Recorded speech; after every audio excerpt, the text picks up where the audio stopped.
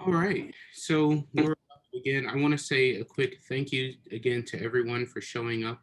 I appreciate you doing so.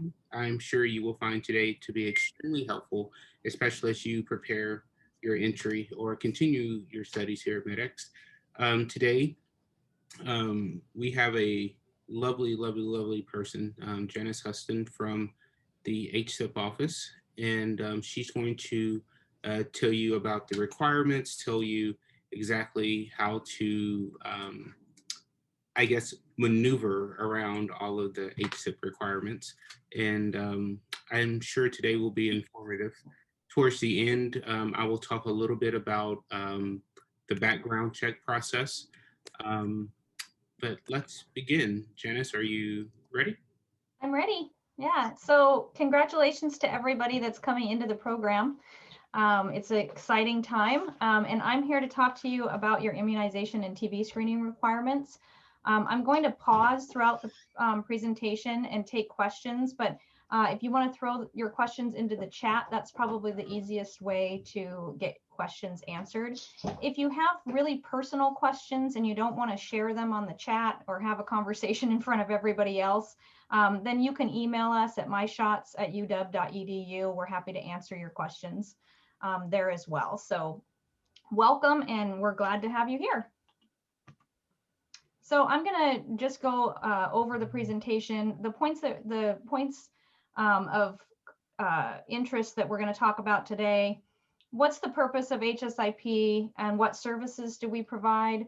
I'm going to go over all the immunization and TB screening requirements.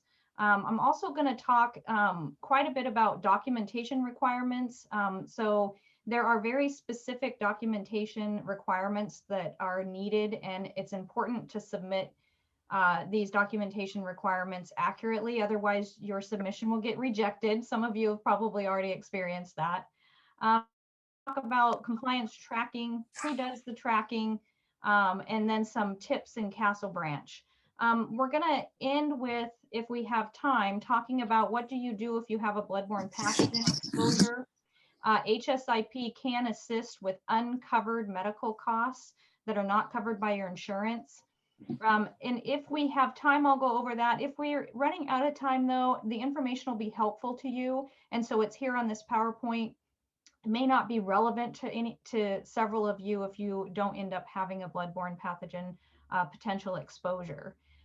So that resource will be available to you, but we may not hit it in during this presentation.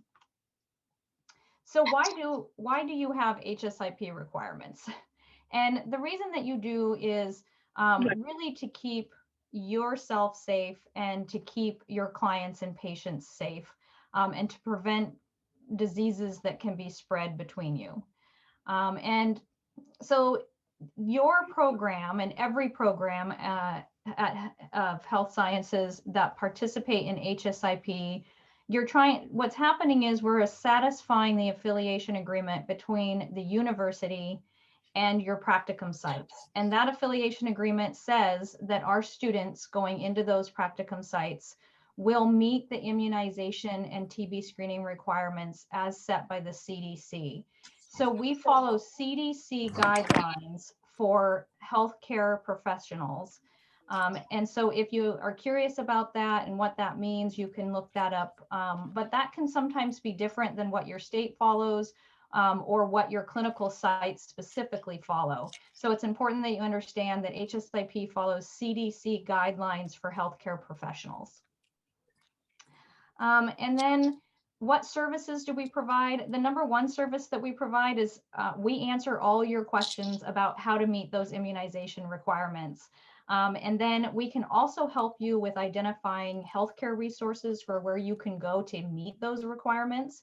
We have a list of those on our website, but we're happy to assist you as well. We have a couple of resources here in Seattle for people that might need a sliding scale. You could contact us, we could give you that information. And then if you are an uninsured student and you qualify for Washington State Apple Health, I can give you resources for that as well. I know some of you are out of state and doing your practicums out of state, so that might not be applicable to everyone. And then Last of all, HSIP can cover some uncovered costs for bloodborne pathogen exposure. So that's another part of what the fee is that you pay for HSIP services. So I'm going to first talk about the university-wide requirements. So all students that go to the University of Washington have to meet two requirements. One is age-related, but all students must submit an MMR requirement, and that's proof of 2 MMR vaccinations or a titer. Because you're participating in HSIP, you do not need to submit your MMR records to the main University of Washington IVP program because you're submitting them through HSIP in your Castle Branch account. So again, you do not need to submit MMR requirements for the main University of Washington immunization program because you're doing that through HSIP. The meningococcal immunization is required for students that are under the age of 22 when they start at the University of Washington. So if there are any students that are under the age of 22 beginning this summer, you'll need to meet the meningococcal immunization requirement, and that is a university requirement, and you need to do that through the IVP website. So that's not through HSIP. So I've given you a link that you can use, and that's where you'll submit meningococcal if you're under the age of 22.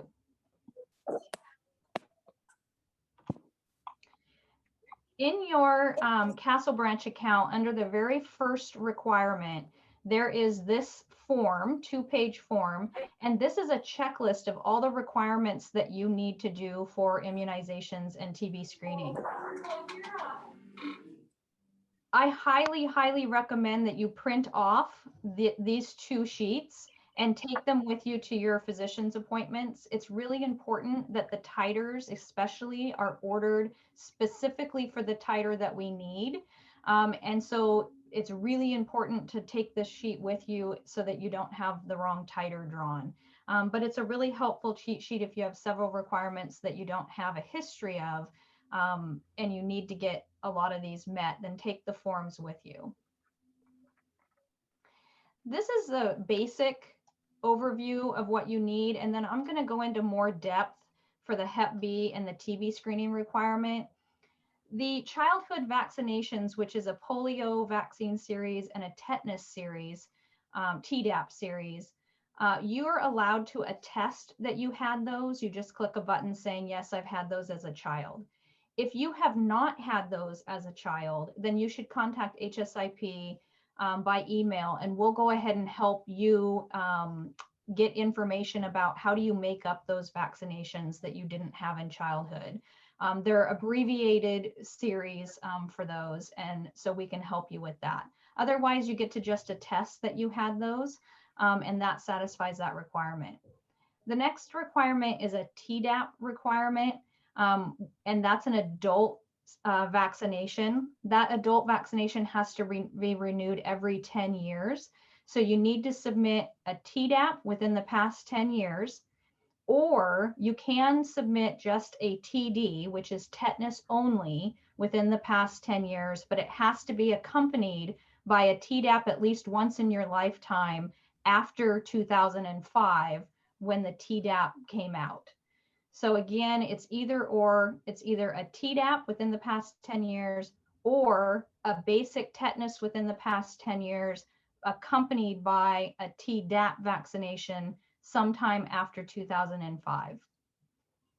The MMR requirement is an either or requirement as well.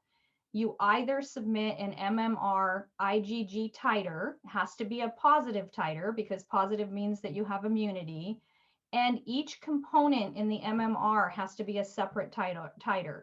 So there's a measles titer, a mumps titer, and a rubella titer. All 3 have to be positive. If they're not all 3 positive, then you're going to have to get the 2 MMR vaccine series. If you had the 2 MMR vaccine series as a younger person, then submit those 2 vaccines and you're done. So it's either titers or the vaccines. Varicella is the same as MMR. You can either submit a positive titer or two varicella vaccines. So it's either or. All of these titers are IgG titers. Please make sure that your provider orders the IgG titer and not an IgM titer. We don't accept IgM titers. One of the reasons why we require the actual lab report and not just a summary report saying, oh, I had a positive varicella titer, is because we need to verify that it was an IgG titer. And then we also have to have a numeric reference range on that report to verify that you've actually met that reference range requirement. Does anybody have any questions so far before I get into Hep B and TB? There are questions in the chat? In the chat. Okay. One person wrote, with the MMR titer needed, is it only qualitative? Well, the MMR is an IgG titer, and so most of the time it comes out quantitative. It'll give you it is a ratio, and that ratio has to meet a certain number in order to be positive. So if you submit an MMR, if you submit MMR titers and they just say positive, but you have a reference range with it, we accept that. Or if your IgG titer has an actual numeric number, then, and it also needs to have a numeric reference range. So then we'll accept that as well. Okay. The next question is, can the two varicella vaccines be more than 4 weeks apart? Yes. So more than 4 weeks apart is fine with both MMR and varicella. They're 2-dose series. And if they're more than 4 weeks apart, that's fine. But they have to be at least 4 weeks apart. They can't be closer than that. The next person asked, if I received all of these in the military, what paperwork do you need to reflect that? Well, if it's a titer, I need the actual lab report. And if it's just vaccines, then a vaccination summary is sufficient. Okay. The next question I have is, how recent does the IgG titer for varicella need to be? There's no date requirement. If you've had a positive titer, submit the positive titer. Okay. One question asks, were we supposed to make our own Castle Branch account, or is a link to sign up being sent out? My understanding, Avery, you might have to answer this one, but the program themselves sent out information about setting up a Castle Branch account. So you'll need to check your email from the program. Yes, and that will be coming out fairly soon. Let's see. Where would we find that HSIP immunization form you reference we bring to our doctors? You're going to find it in several places. One place is on the HSIP website. That resource is at the end of this presentation. And the other location is going to be in your Castle Branch account. It's the very first action. There's a list of forms that you can use. And that form is one of the forms that's in that action. Okay. 2 more questions. It says, how old can these vaccines needs to be in order to qualify? The vaccines can be any time with the exception of the Tdap needing to be within the last 10 years. MMRs anytime in your lifetime after 12 months of age. Varicella anytime in your lifetime after the age of 12 months. Awesome. The last question we have is, I haven't had a Tdap since childhood due to an allergy to pertussis. Given the allergy, is there something I can do in lieu of this? We'll talk about waivers later on in the presentation. It has to be, you'll have to request a waiver form from HSIP. We'll send it to you. Your physician has to fill it out. We need to know what that reaction was. And then we have an infectious disease medical director, and that medical director will review your waiver request. And it needs to meet CDC guidelines for what is an acceptable waiver. So we'll have to review it and see whether or not it meets the criteria. Awesome. And we also had a student also post a link to the PDF as well. So everyone, if you're interested, please feel free to look at that PDF. So far, Janice, that's all of the questions we have. Okay. All right, and we'll do questions at the end as well. So going on with the Hep B, I'm going to talk a lot about Hep B, but Hep B is different than the other requirements because it requires not just a vaccination series documented, it also requires a titer. So you have to do both, a full vaccine series and get a positive quantitative Hep B surface antibody titer. It's that specific test that needs to be run. A lot of students get this wrong and they have a qualitative Hep B surface antibody titer or they get an antigen titer. So please make sure that when you go to get your titer, that your physician orders the correct one. It's the quantitative Hep B surface antibody titer. So that's really important. Your TB screening, it needs to be done within the current calendar year. So if you have had a TB screen and it was before January 1st of 2021, then you're going to need to do it again. So we need one from this year, and that's because your matriculation date or your date of hire into the University of Washington is within the current calendar year. So we need that TB screening to be after January 1st of 2021. You can meet the TB screening in one of two ways. You can either do the an IGRA blood test. We accept both the quantiferon gold blood test and the T-spot blood test. So either of those is fine. A blood test requires a physician's order. So you need to get a physician's order and then report to a lab for the draw. Or you can do 2 consecutive PPD tests. We do require 2 consecutive tests, and there's spacing requirements for that I'm going to go over. If you've had a positive TB screening in the past, then there's a different set of criteria that you need to do, and so we'll go over that as well. The last requirement is the flu vaccine. That's an annual requirement, so every year you got to get a flu vaccine. The first flu vaccine that you need to submit will be the 2021-2022 flu vaccine. So it's the one that's coming up this fall.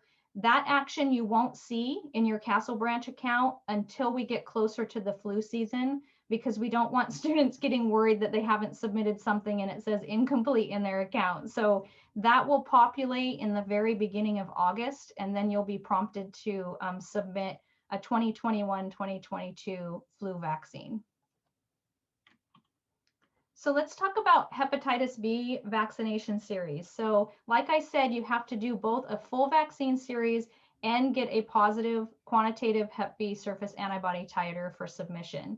You can submit where you are within the series if you don't have these already completed, but you're going to want to submit each dose as you receive it into your Castle Branch account. The different hepatitis B vaccines that we accept, there's a 3-dose vaccine series called Energex B or Recombavax Hep B.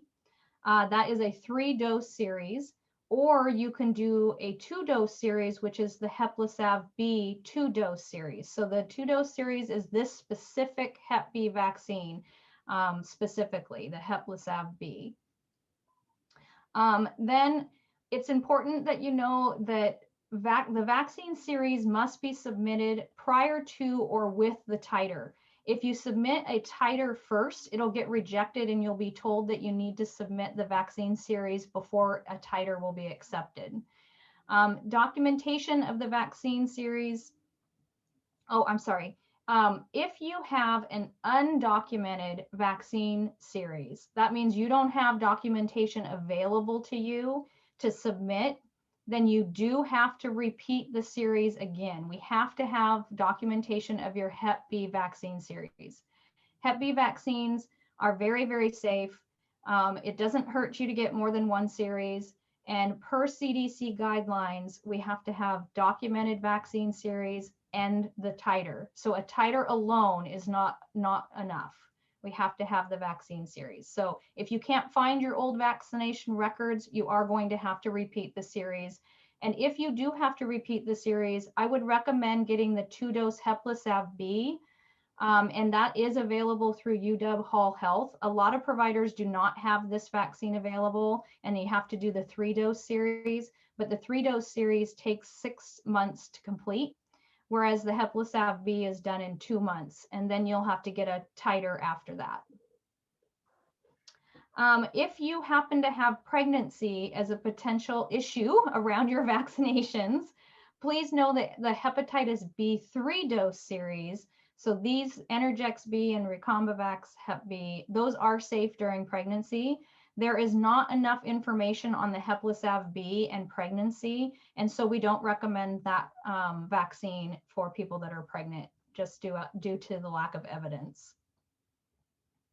So if you have not completed your Hep B vaccination series as a younger person and you need to do the vaccine series, like I said, you'll be a vaccine series in process. You need to upload documentation of each dose or titer as it's received. And then just be rest assured that if you stay on time with each dose as it's due and the titer when it's due, you remain in compliance in terms of not having any registration holds or not having your program come running after you. You're in compliance as long as you've maintained each new deadline as it's met. Okay. Janice, can we pause for a couple of questions? Yep. Awesome. So one says, in addition to the quantiferin gold test for TB, what is the other IGRA blood test that you accept? Well, we're going to talk about Hep B or TB more, but the other one is called a T-spot. Okay. And that's in the presentation when we get to TB. Awesome. Another question says, if our Hep B titer was negative and we had to repeat the series, do we just plan on redoing our titer once our last of the series is completed, even if it's after school has started? So I'll go over that. That's actually coming up in the next slide. So I'll go over what do you do if your titer is negative. And we follow CDC guidelines for that. So it is very specific. So I'll go through that in the next slide. Next, sorry, is there another one? There are just, I think, 3 more. Will there be a reminder on the flu vaccine? Yes. Okay. Do you anticipate COVID vaccination requirements? I'm going to talk about that later. Okay. And how old can a Hep B titer be? As long as you have a documented series and a titer, there's no time restriction on when the titer is.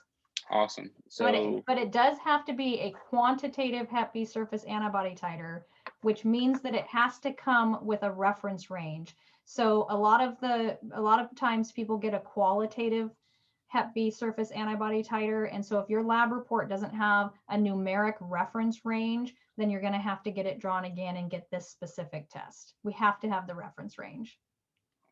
That's all of the questions so far. Okay. So we're going to talk about, so we just talked about the vaccine series for Hep B. Now we're going to talk about the quantitative Hep B surface antibody titer. So after you've documented the full Hep B vaccine series, then you're going to get a titer drawn and submit the titer. Let's see, I think I already said these. Vaccine series must be submitted prior to the titer. And then I already said this. Sorry, I'm on the wrong slide. Let's talk about the next slide. So the quantitative Hep B surface antibody titer. Make sure, I'm going to just keep saying this over and over again, but make sure the correct test is ordered. It has to be the quantitative test. So like I said, if there's no numeric reference range on a report that you have from a previous draw, then you will have to get it drawn again. Make sure that it's not an antigen test. That's abbreviated AG. We need the antibody test, which is abbreviated as AB. So that's a mistake some people make.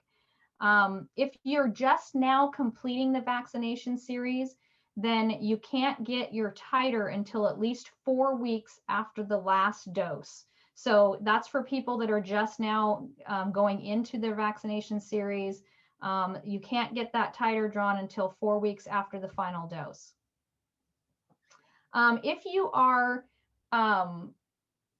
If you had your vaccination series years ago, a lot of us got Hep B as children, and now you're going to be getting your titer. It's very common for your titer to come back negative if you had Hep B vaccinations in childhood. So you may want, this is not required, but you may want to consider getting a booster, which is an additional vaccine dose, and then 4 weeks after a booster dose, getting your titer drawn then. It may help prevent having a negative titer. That is optional to do that. If you want to go ahead and go straight to the titer, if you get a negative titer, I'm going to talk about what to do with that next. But you can consider just going ahead and getting a booster dose. If you do decide to do that, again, I recommend the Hepatitis B vaccine. It's a newer vaccine, and it's actually shown to boost antibodies really well. And so that's what I would recommend. But either the Hepatitis B or the generic Hep B vaccines are fine. I can't stress documentation requirements enough. The majority of submissions that get rejected are because a numeric reference range is not part of your lab report that you're submitting. A lot of times people try to submit a summary history or a physician's note, and we won't accept those because they're not going to have the numeric reference range on it. So please, please, please make sure that if there is a lab drawn, that you have the full lab report and that there's numeric reference ranges on those reports. The other thing that's really important for documentation is that your name needs to be on all of the submissions. Lots of rejected submissions because people don't have their name on it. It is okay to handwrite your name on your immunization submissions. We just need you to attest basically that it's your submission. And then for any blood draw, the date of the blood draw has to be on the report as well. So the date of the blood draw, your name, and numeric reference ranges. Those three things are critical. And we see a lot of submissions get rejected because something's missing on the documentation. So let's talk about negative titers. And when I'm done talking about negative titers, I'll go ahead and take questions again. What do we do if we get a negative titer? What's next? So you've submitted a full vaccine series and you went and got a titer and it's negative. The next thing you should do is upload that negative titer into your Castle Branch account. We need to know that you had a negative titer.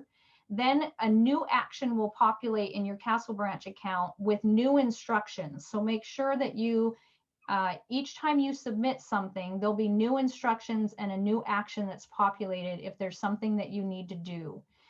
The next thing that you'll need to do is get one additional vaccine dose. We call that a booster dose, but it's just basically an additional extra dose. You need to get it immediately.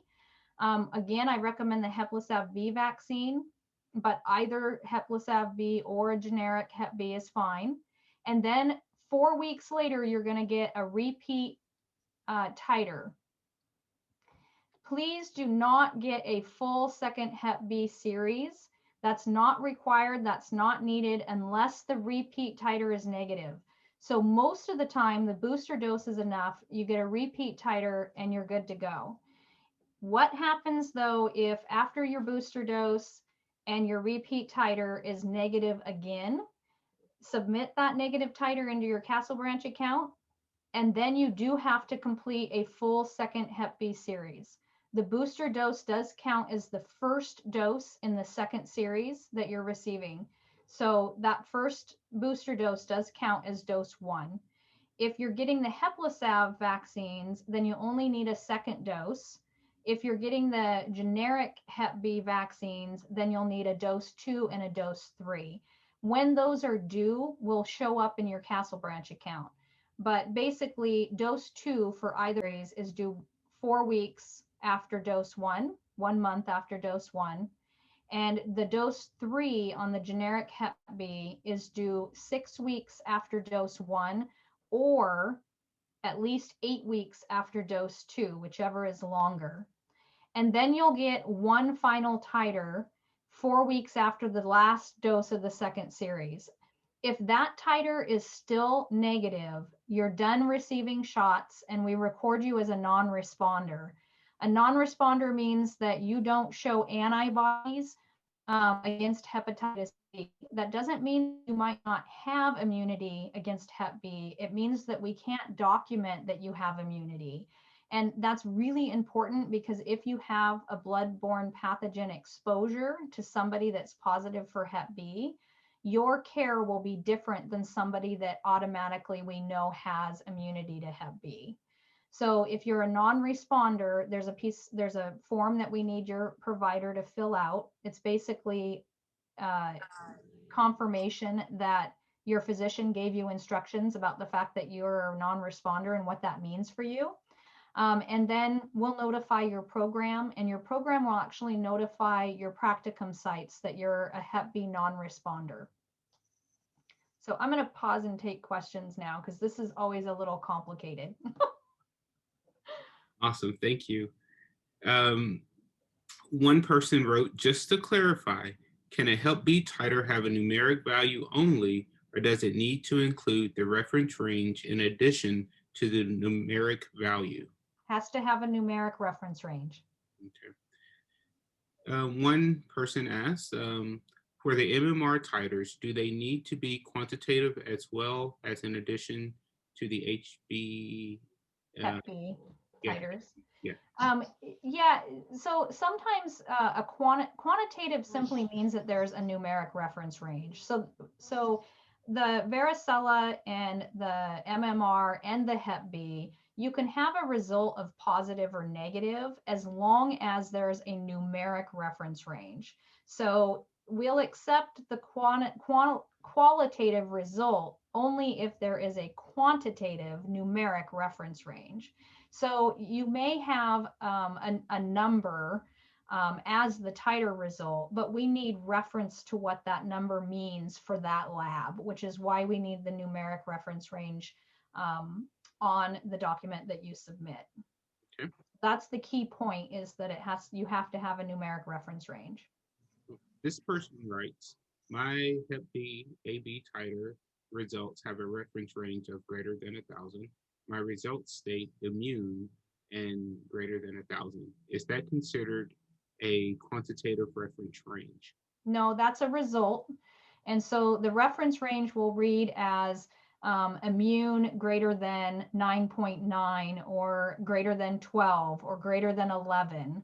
The greater than 1,000 is your actual reading. Okay.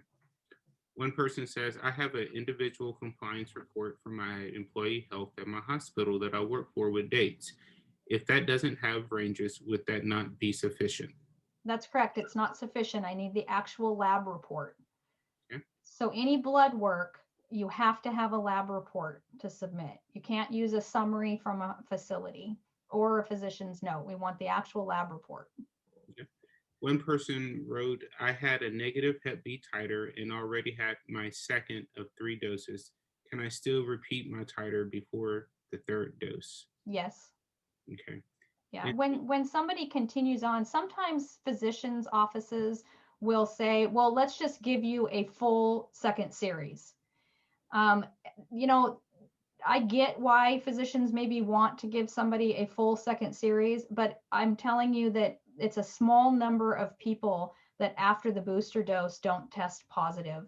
And so it's more money for you if you are repeating multiple shots that maybe you don't need. Granted, if your second repeat titer comes back negative, that's unfortunate, and you do have to finish the series. So it's unfortunate that you had to get an extra titer, but the majority of people get the booster and then their titer comes back positive, especially when they use Hepatitis B vaccine. We have 2 more questions, but before I ask those, I just want to let everyone know that we are recording today's event. And if by chance you miss part of the presentation, please email medex@uw.edu, and we will be glad to send a copy to you of this video. One of the questions also is, I have a documented HB series from childhood, but it does not have the vaccination brand name.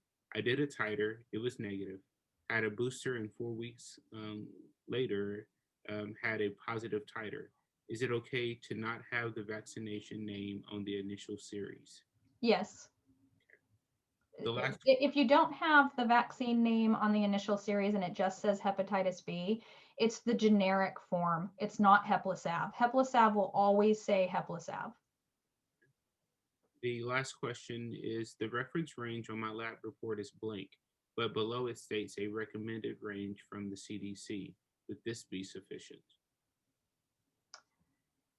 I'd have to take a look at that one. So submit it and we'll take a look at it. We don't want the CDC's reference range. We know what that is, but every single lab uses a different reference range. And that's why we need the reference range that's from the actual lab. You can't just cut and paste the CDC's reference range onto your document because that lab is using a specific titer test, and the test that they're using has a specified reference range for how sensitive it is.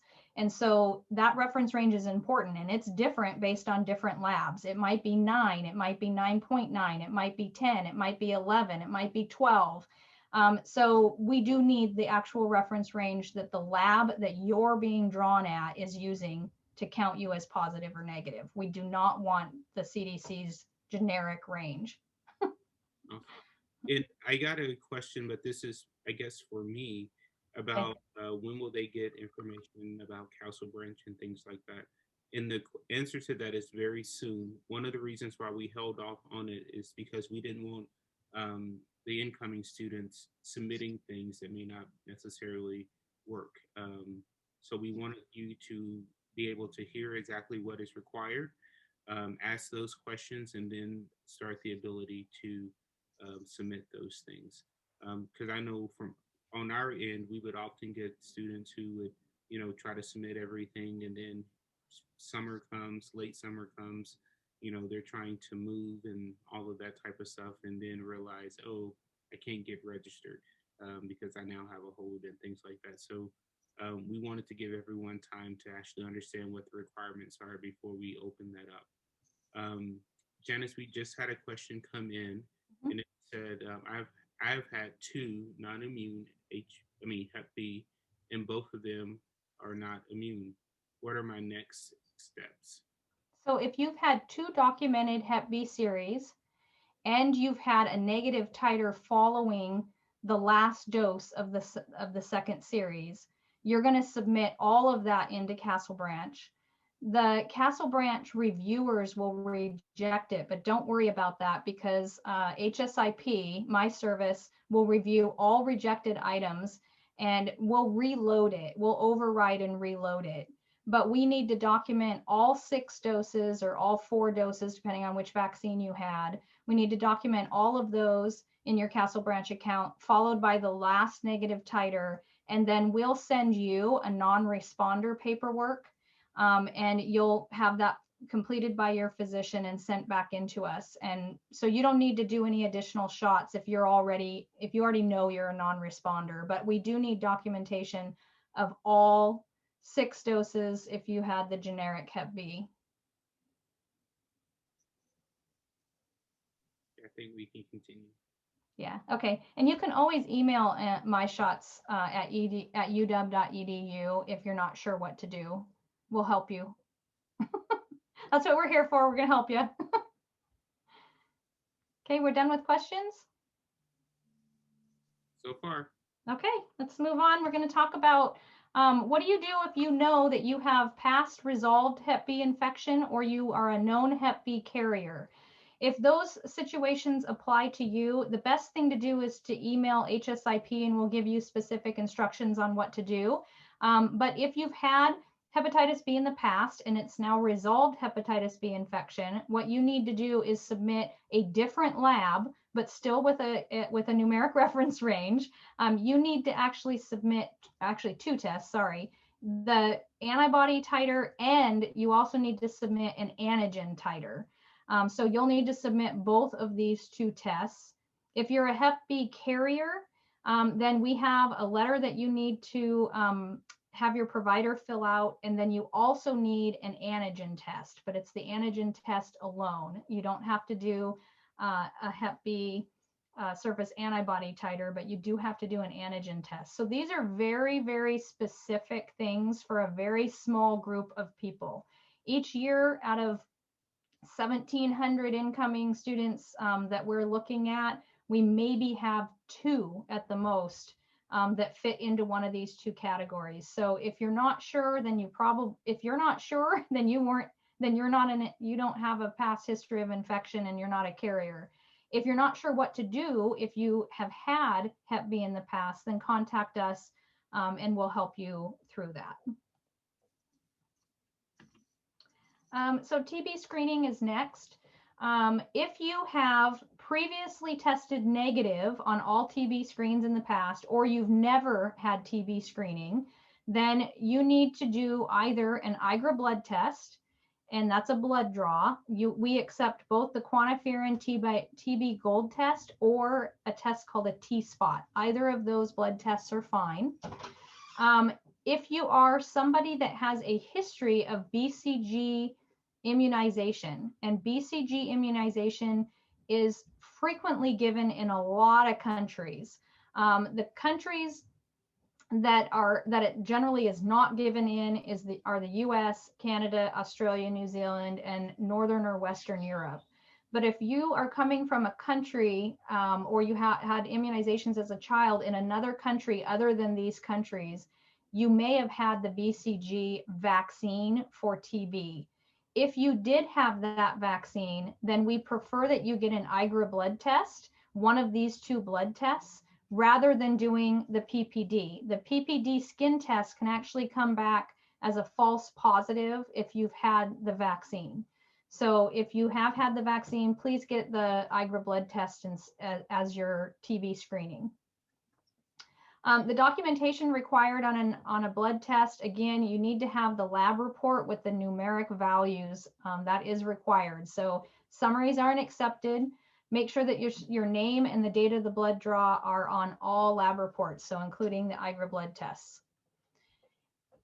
Another option for meeting the TB screening requirement is to get 2 PPD tests. You do have to get 2 for the initial screen. The second PPD, which is a skin test that goes on your forearm, the second PPD has to be placed 1 to 3 weeks after the first PPD is read. If you're outside of that range, your PPDs will be rejected. So make sure that you're within that range for the placement of the second PPD. Each PPD that's placed has to be read within 48 to 72 hours after it's placed. So when you're doing the 2 PPD tests, it's going to require that you go to the physician's office or to wherever you're getting the PPD done. It's going to require that you go 4 visits. It's a lot.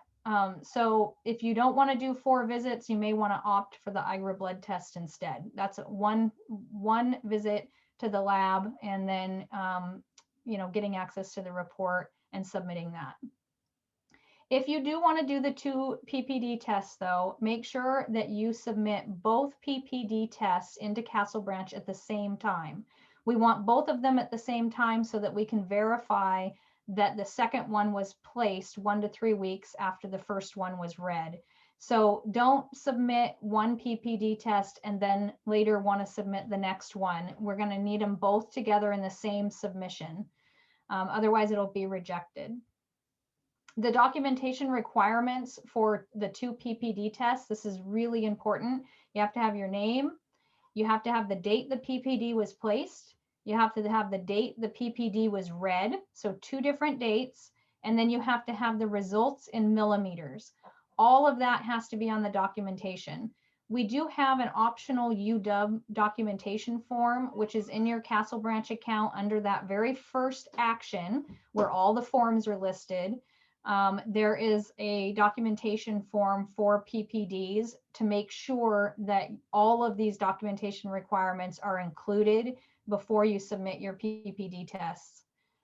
So that form's available. A lot of clinics actually have their own forms, but you want to make sure that the document that your provider hands you has all of the documentation requirements on it, or it'll get rejected when you submit it to Castle Branch.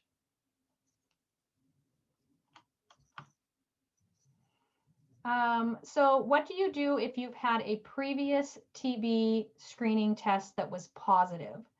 It can be a positive TB test anytime in your lifetime, because once you've tested positive, then you don't need to do another screening test. But we do need a copy of the positive TB screening, so that's either a PPD that had a result of 10 millimeters or greater, or a positive IGRA blood test. We're going to need a chest x-ray that is completed within the current calendar year. So that means January 1st, 2021 or anytime in 2021. Nothing later than that. With the exception, we'll take a chest x-ray that's older than the current calendar year, but only if you also include documentation of what antibiotic therapy that you had as a result of your positive test.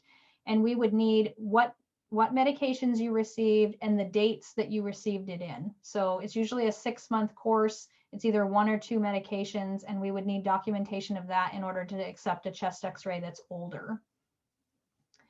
There is a new requirement that is started this year, and it is a UW-TB symptom survey. Oh, sorry, no, that's not new. My apologies. This is just another piece of the documentation that's required for a previous positive TB screen. It's a symptom questionnaire. This form also, again, is available in that Castle Branch account, action number 1. And it's basically asking you whether or not you have any of the symptoms of TB. It's a screening form. So if you've previously tested positive ever, then you need to submit your positive TB screening result, a chest x-ray within the current calendar year. Your chest x-ray can be older, but only if you provide documentation of the antibiotic therapy that you received. And you need to submit the TB symptom survey questionnaire form completed. All of these have to be submitted together in one submission in Castle Branch. So you can't submit pieces of this at a time. You have to submit everything together at one time. And then annually, people that have previously tested positive will need to do the annual survey questionnaire form. That's the only group that has to do an annual requirement anymore. So we need the initial TB screening, and then only the group that's previously tested positive has to do an annual requirement, and all they have to do is fill out a new symptom survey every year. Okay, so I'm going to pause and take questions on TB. Awesome, thank you. Yeah. So, one person asks, I have a Hep B titer that states it is positive and has a numeric value. The lab report states standard range on MIU/NL. Is that sufficient? It gives a numeric number for the reference range, Avery, did they say? No, it just says the lab report states standard range. No, it has to have a number in the reference range. Okay, thank you. One person asks, I have had my BCG immunization. All my TB tests are positive. Yep. I ended up having a chest x-ray, and x-ray is negative. Do I still need to do an IGRA blood test for TB? No, you need to submit it. You have to have a positive TB screening available to us. If you don't have documentation of your positive TB screening, I do have a form that you can have your provider fill out verifying that you have had previous positive TB screens. So then just contact HSIP and we can send you that form. But you'll need a chest x-ray from the current calendar year, the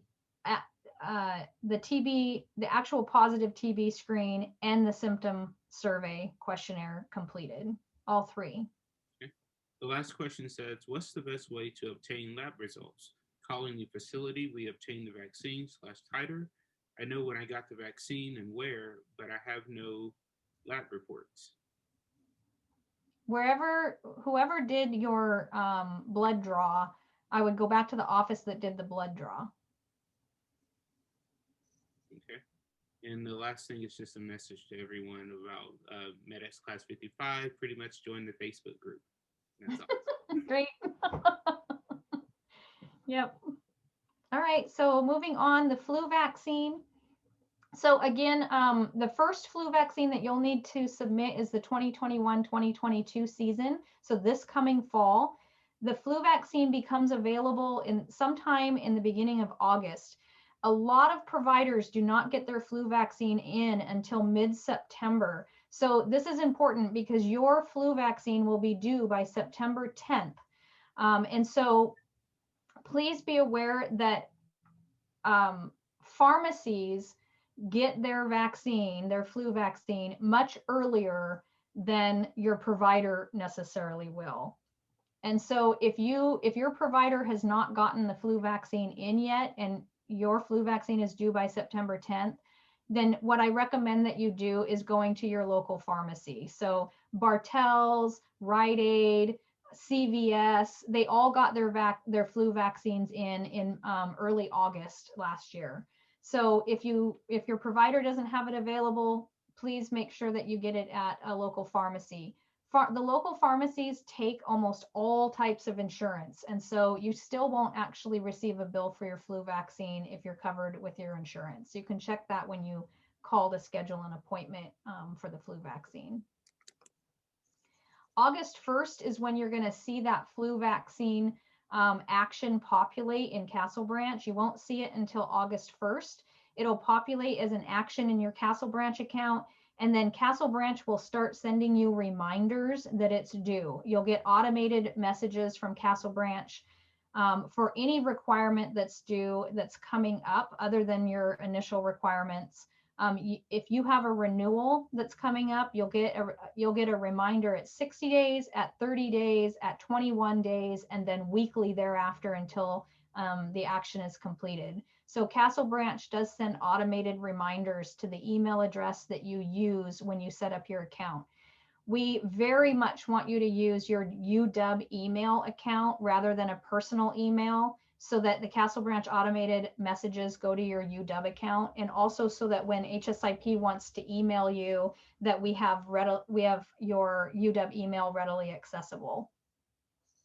Waivers for flu vaccine are for medical contraindications only, and that's per the CDC guidelines. There's really only two reasons that you won't be able to get the flu vaccine. One is that you have a history of Guillain-Barré, which is a neurological condition, or you have an anaphylactic allergic reaction. And I want to underline anaphylactic because any other types of allergic reactions are not considered a contraindication for the flu vaccine. Egg allergy used to be a contraindication. It is not any longer. So if you have an egg allergy, you're not exempt from doing the flu vaccine. There are egg-free vaccines readily available through all the pharmacies. Flublok or Flucelvax. I can't say it very well, but Flucelvax. So just know that if you do have an egg allergy, there's really no point in asking for a waiver, because we'll deny your waiver and ask you to get a egg-free vaccine for that. If you do think you qualify for a waiver of the flu vaccine or a waiver of any vaccine, then please contact HSIP at myshots@uw.edu, and we'll send you the paperwork for waivers that your physician needs to complete. There's one form that your physician completes, and there's one form that you need to complete. So there's two forms to be done for a waiver request. Your annual flu renewal each year will be due by September 10th. And so September 10th is just the due date for your program's renewal. That action won't actually populate until 21 days prior to September 10th. So if you don't have anywhere to upload it to, if it's more than 21 days before September 10th, just hold on to your documentation. Once it populates, you'll be able to submit it. Any questions on flu? No, the only thing we received was a FYI that many pharmacists can also bill your insurance and administer the Tdap as well. Yep, they can administer Tdap, they can administer MMR, they can administer varicella. So if you don't have a primary care provider in your area, your local pharmacist is going to become your best friend. So I want to talk a little bit about live vaccines and how to sequence your requirements. Live vaccines that you are required to get are the MMR and the varicella vaccine. Those two are the only live vaccines. There is a varicella version that's not a live vaccine, so that's good to know, but it's not highly available. These two live vaccines cannot be given within 28 days of each other. You can get them on the same day, that's fine, but you can't get them within 28 days of each other. So that's important to know. So if you go in and you get your MMR shot and you think you want to go and get your varicella the next week, you won't be able to. 2 live vaccines can't be given within 28 days of each other. So if you need both, you need to get them both on the same day. Non-live vaccines, so your Hep B, your tetanus, and most of the flu vaccines are not live. Some are, so the nasal ones are live, but most of the injectable flus are non-live vaccines. Those vaccines are fine to be given any time around an MMR or varicella vaccine. There's no interaction there. There's no problem there. So you can get your MMR and a week later get your Hep B and your Tdap. That's fine. It's only the 2 live vaccines that can't be given within 28 days of each other.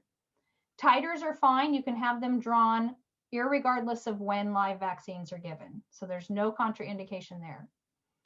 There is problems with TB screening and the administration of live vaccines. So get your TB screening done first if you have live vaccines that you need to get. So if you need to get MMR and varicella vaccines, get your TB testing and screening done first, because if you don't, there'll be long delays in when you can get your TB screening. IGRA blood tests, they can be drawn anytime prior to a live vaccine, including the same day, but they cannot be drawn within 28 days following a live vaccine. So if you need 2 doses of MMR or 2 doses of varicella, and each dose has to be a month apart from each other, that's 2 months before you can get your TB screening done. Or you need to do your TB screening between the 2 doses of MMR, the 2 doses of varicella. So it's really preferable if you get your TB screening done prior to getting live vaccines if you need them. PPD tests, they must be placed and read prior to a live vaccine. So you can't get the PPD placed and then you can't get the PPD placed and a live vaccine on the same day. The PPD has to be placed and read, then you can get a live vaccine. So if you're doing the initial PPD screening, which is 2 PPD tests, then you need to do both PPD tests and have both of them read before you get the live virus. If you don't, then you have to have it placed and read within, you can't have it placed or read within 28 days of a live vaccine. You're going to have to wait at least a month. And if you have 2 doses to be given, then you may end up delaying your TB screening by 2 months. And so you could end up in a situation where you have a registration hold because your sequencing is off. We'll likely deal with that when we get to it, but if you can, please get your TB screening done before you get a live virus. That's preferred. Okay. Questions there? You good, Avery? Let me just check one more time. No, we're all good. Okay. This next slide actually is missing from your presentation. I just added it today, but I'm getting a lot of questions about COVID-19 vaccines. And so I wanted to give you some information about COVID-19 vaccines. Currently, HSIP in your program do not require that you get COVID-19 vaccines. If the CDC adds it to the recommended vaccine list for healthcare providers in the future, then it will become an HSIP requirement because we follow CDC guidelines. So right now, the CDC has not added it to the list of recommended healthcare provider vaccines. Obviously, they are recommending it, but it's not been officially added to their list of recommendations for healthcare providers. If they do, though, we will be adding this as a requirement. So that's good for you to know. If you have the opportunity to get the COVID-19 vaccines, that's something that could interfere with your dosing of other vaccines, with titers and when they can be drawn, and with TB screening. So we do want you to get COVID-19 vaccines if you have access to them, but they're going to interfere with meeting these other requirements. And so this is really important. Other vaccines cannot be given within 2 weeks before the first COVID vaccine and up to 2 weeks after the last COVID vaccine. So if you're getting a 2-dose COVID vaccine and they're 28 days apart or 3 weeks apart, depending on which vaccine you're getting, the Moderna is 3 weeks apart. It's a 2-dose series that's 3 weeks apart. The Pfizer is 2-dose series that's 4 weeks apart. And the Johnson & Johnson is a one-time dose. So the last dose within the series, if it's a 2-dose series or a single dose, you can't get any other vaccine within 2 weeks before the first COVID dose and 2 weeks after the last COVID dose. Titers can be drawn up until the first COVID dose is given. So all the way up until the day the first COVID dose is given, you can get a titer. But they don't want us having titers drawn until 2 weeks after the last COVID vaccine. TB screening, IGRAs and PPDs, they can be placed anytime before the first COVID vaccine. But again, that PPDs have to be read before the first COVID vaccine. If you don't get your IGRA or your PPD done before your first COVID vaccine, then you have to wait 4 weeks after the last COVID dose before you do TB screening. I do think this is going to change and that it's going to be moved 2 weeks, but currently it's 4-week wait after your second COVID dose before you can have your TB screening. So this is all really important. We do want you to be able to get COVID vaccine doses when it's available to you, but you're going to need to try to meet your HSIP requirements before your eligibility for COVID-19 vaccines, if possible. So we do want you to get on the HSIP requirements as soon as possible so that there's no delay in meeting the requirements if you have access to COVID-19 vaccines. Janice, we now have 2 questions. Okay. One is how far apart the 2 doses of the Hepatitis B vaccine should be? Hepatitis B is 4 weeks apart. Okay. It's a 2-dose series. The other question says, just to make sure if we are on track for everything, getting our Hep B vaccine, then we will not be barred from classes or registration. We just have to be in the process of getting it all completed. That's right. So in your Castle Branch account, there's 3 different notes that are per requirement. It'll either say incomplete, and if it's incomplete and the due date for when you're supposed to complete it has passed, then it switches to overdue. If you're overdue on a requirement, you're going to end up with a registration hold. If you are in process, that means you've submitted something and it's waiting to be reviewed.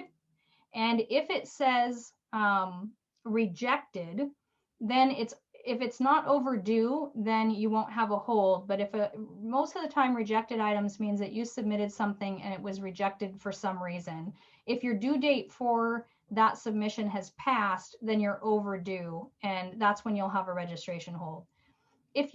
So let's say you have your first Hep B dose given and you're waiting to get your second Hep B dose and it's due a month later. It'll say that it is incomplete, but it's not overdue. So incomplete is okay. When it switches over to being overdue, that's when you're going to have a registration hold. Also, someone posted the CDD page for the Hepatitis B vaccine, so that link is available.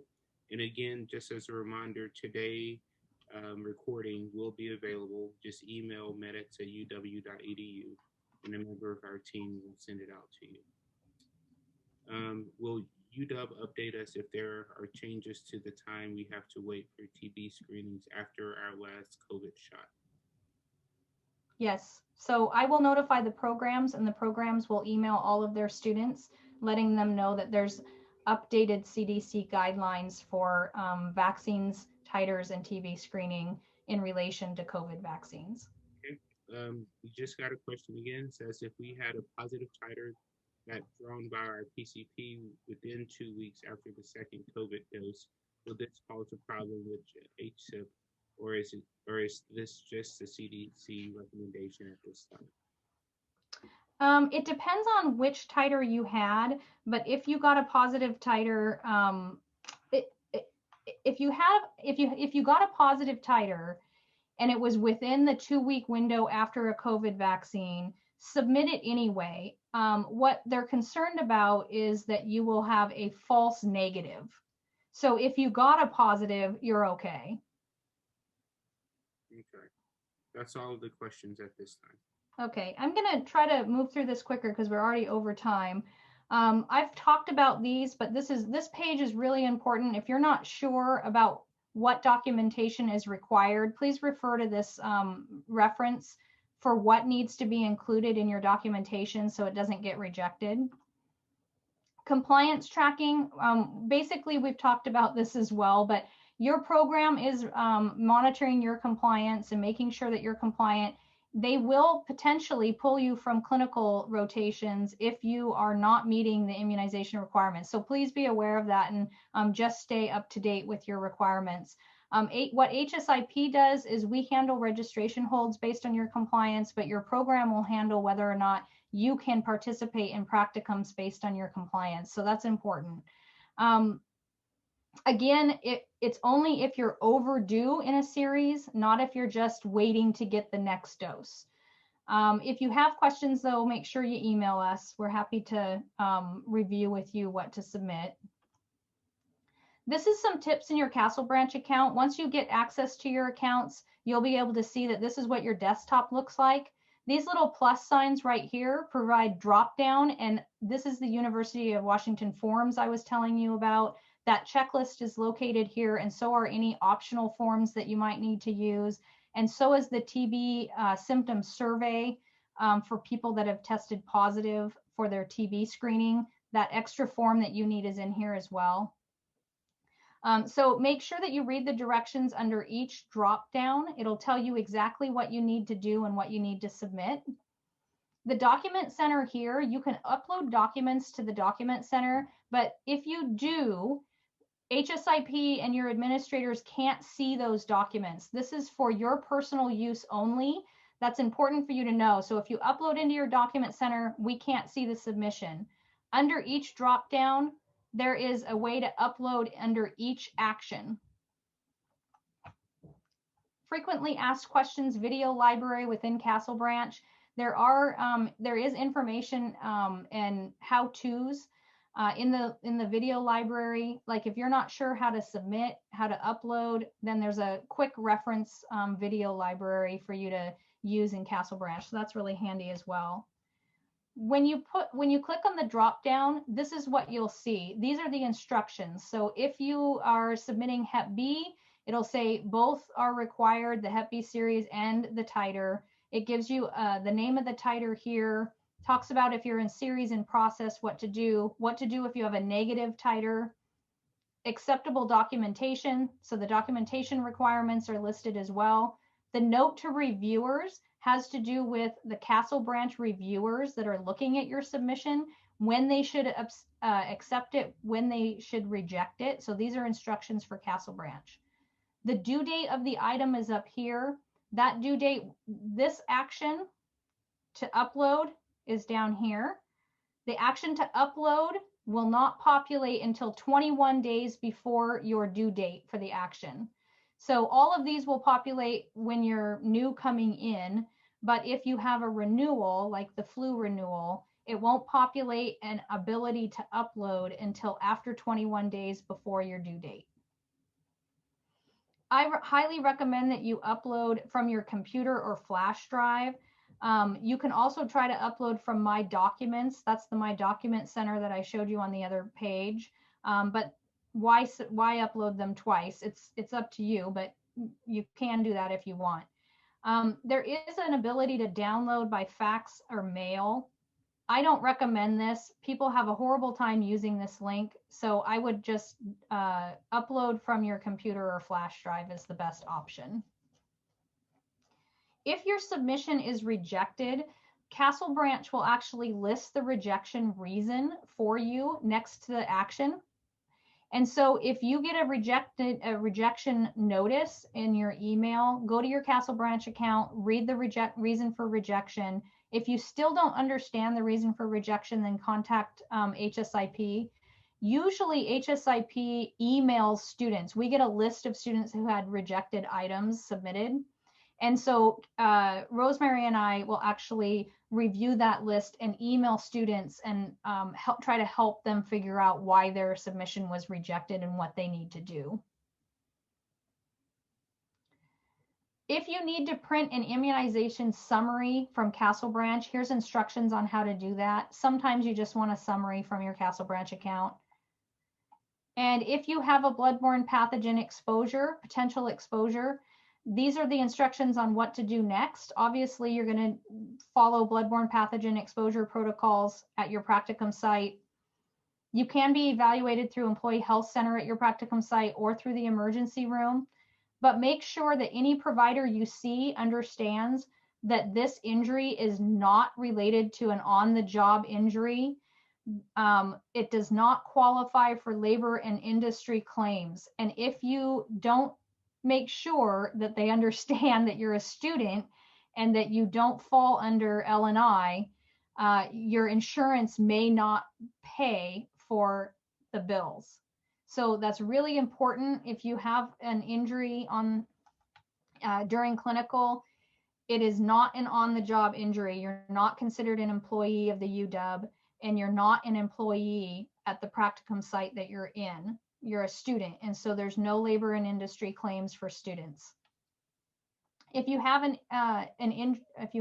exposure, you do want to use the UW reporting system to report that exposure, even if it happened off of UW campus.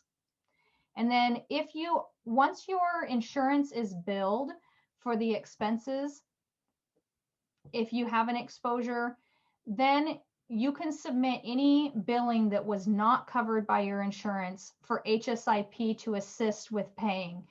I need a lot of information from you in order to pay that bill. And this is a list of what you need to send HSIP if you're looking to recover costs or have us pay the remainder of a bill.